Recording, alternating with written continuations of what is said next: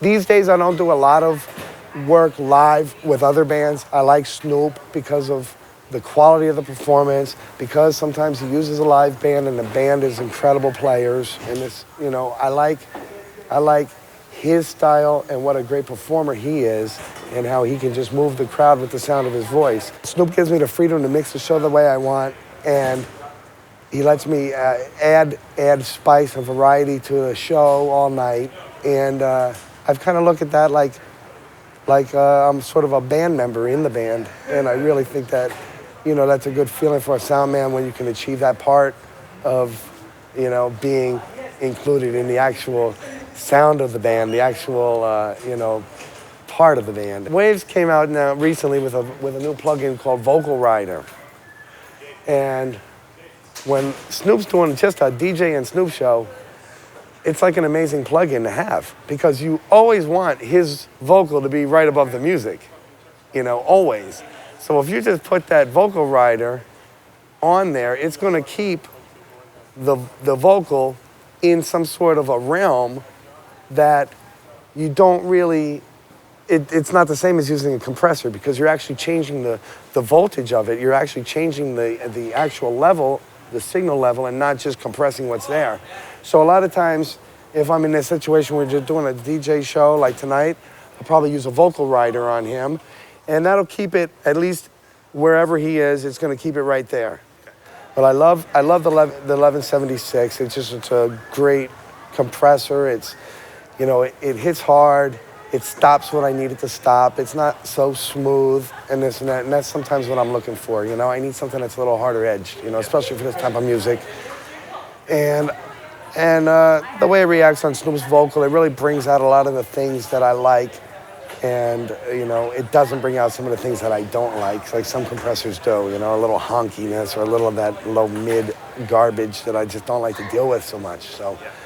Once I start hearing that a little bit, I can go to I put that 1176 first. I just try to, all of a sudden, you know, just grab it, compress it.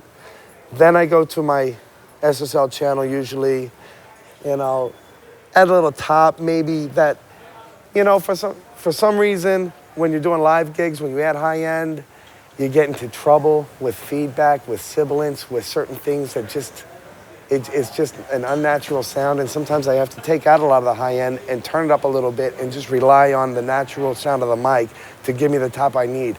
But when I use the SSL plug-in on it and I give it a little top here, it actually seems to give me exactly what I'm looking for of the brightness and the clarity without giving me feedback problems or a brittleness that sometimes you can get without using it, and that's what I love about it. So that's where I find that I talk about that pristine sound, you know. And after that, I'll put a C4 on it. I might keep it in bypass the whole night, I don't know. But if I do get into some problems where there are certain frequencies that are bothering me, but other frequencies that aren't, I can use the C4 plug-in, and I just love compressing individual frequencies more than I like compressing the whole signal for those type of problems. And it really helps me out a lot. The C4 is my general go-to fix-it tool. Cool. You know, I really like how you're able to just pinpoint the problems and alleviate those. And that's the best thing about the C4 to me.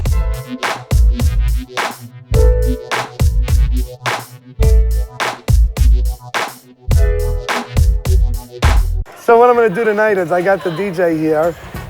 I'm only using a stereo interface, and I'm using one side for Snoop's vocal. So I'm gonna take the other side. I have a stereo DJ track here that it bumps pretty good, but again, I like how I can control some of the frequencies in the house and make it even smoother sounding. When I put the C4 on here, boost up the lows a little bit, but have it controlled at the same time. You can do the reverse with it too. You can have it actually bring it out more each time it hits, which is what I'm doing right here on the low, and I'm having on the high mid, it catch it. So it's not gonna, when I turn it up real loud tonight, it's not gonna be hurting your ears. It's just gonna sound smooth because I'm gonna choose the right frequencies that's gonna make that happen. Next, I'm gonna put a R bass because it's a mono signal.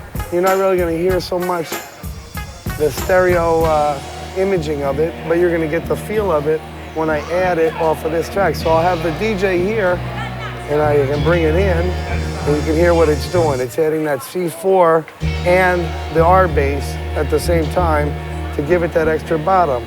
So here's the without it, and when I put it in, it just brings that whole bottom in there. So I still got all the highs and the mids and the clarity that I'm looking for, but this is gonna give me that extra punch and that extra sub that we're looking for at our shows. Just having the multi-rack, it adds a consistency that I can rely on, and that's what I like about it the most.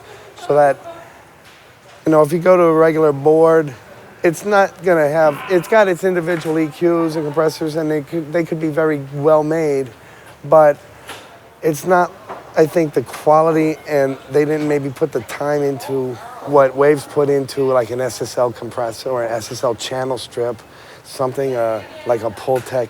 I mostly like it really for the dynamics and for the EQing. That's what makes me happy, is that I'm able to have these superior EQs and dynamics and put those on the vocals or whatever I need. I really noticed the difference when I bring up the dry signal, untouched, unprocessed, you know, and I EQ it a little bit. I put some dynamics on it on the analog board, like, or the digital board, whatever I'm using at the time without the waves. And I can make it sound great. I have been for years before that. But all of a sudden, when I put the waves in and I bring it up and compare it to what I just did on the other signal, and I add just a little bit of top on that SSL channel, a little bit more compression of that good 1176, it seems like, and the way I use the C4, it really takes the sound from like great to ultra pristine. And that's when I really noticed what a big difference it makes in my setup, you know, to the point where I really love mixing with it, and I don't like mixing without it.